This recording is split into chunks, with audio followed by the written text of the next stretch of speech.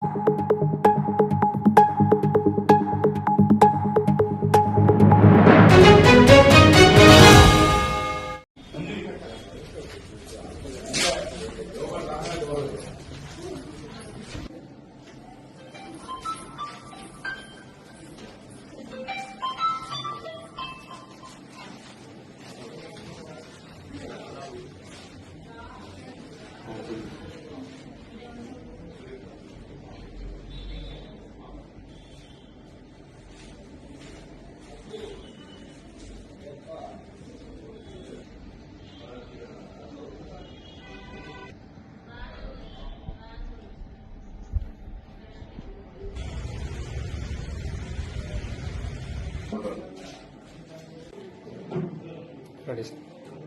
కొన్ని సంవత్సరాల నుండి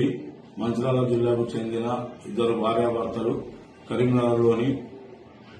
ఆరపల్లి వద్ద ప్రైవేటుగా ఇల్లు అద్దెకు తీసుకుని మాల్బూర్ బిజినెస్ చేసి తర్వాత ఇంటర్నల్ డిజైనింగ్ వర్క్ చేసి వారు నష్టపోయినందున వారు సులభంగా డబ్బులు సంపాదించాలనే ఉద్దేశంతో వారి వద్ద ఉన్న ఫోన్లలో ఇన్స్టాగ్రామ్లు చూసి అట్టి ఇన్స్టాగ్రామ్లలో భార్యాభర్తలు కలిసి నగ్నంగా ఉన్న ఫోటోలను మరియు ఆమె నగ్నంగా ఉన్న వీడియోలను తీసి ఇన్స్టాగ్రామ్లో పోస్ట్ చేయగా అట్టి పోస్టులను చూసి చాలా మంది యువకులు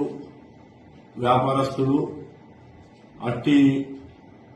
వాటిని చూసుకుంటూ ఆమెను ఫాలో అవుతూ ఆమెకు మెసేజ్లు చేస్తూ ఆమె నంబర్లు తీసుకొని ఆమెను సెక్స్ లో పాల్గొనాలని చెప్పి అడగగా ఆమె దానికి సరేనని ఒప్పుకొని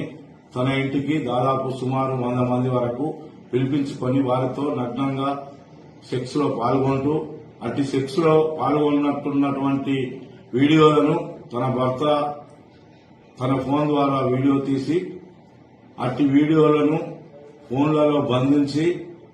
వారు రమ్మన్నప్పుడల్లా రాకపోయిన ఎడల వారికి అట్టి వీడియోలను చూపిస్తూ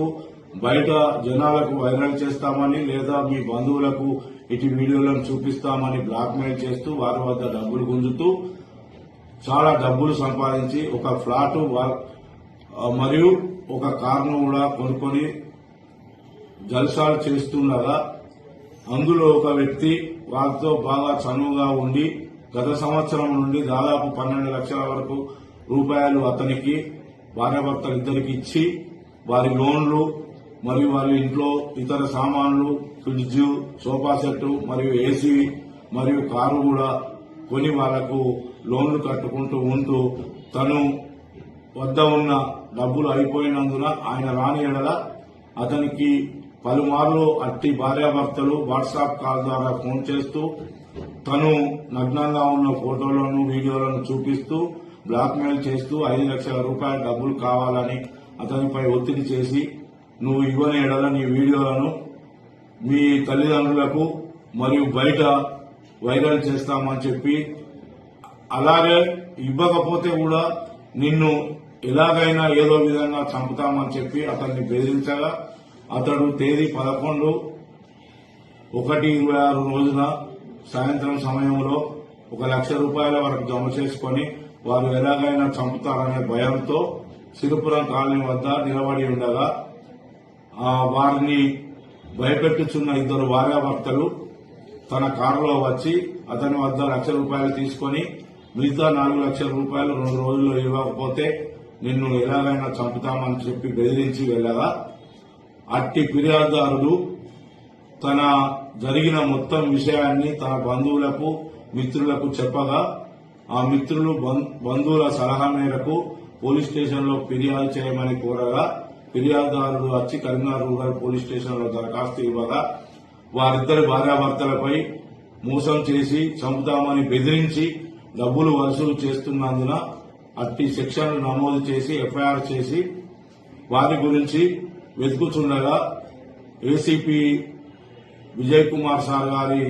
ఆదేశానుసారము ఈరోజు ఉదయం మాకు వచ్చిన సమాచారంతో నా తోటి ఎస్ఐలు మరియు పోలీస్ స్టేషన్ యొక్క సిబ్బందిని కలిసి తీగల వంతెన వద్ద ఉన్న టేస్ట్ దాబా దగ్గర వేచి చూస్తుండగా ఒక ఆడ వ్యక్తి, ఒక మగ వ్యక్తి ఒక ఎర్రని టాటా కారులో దిగి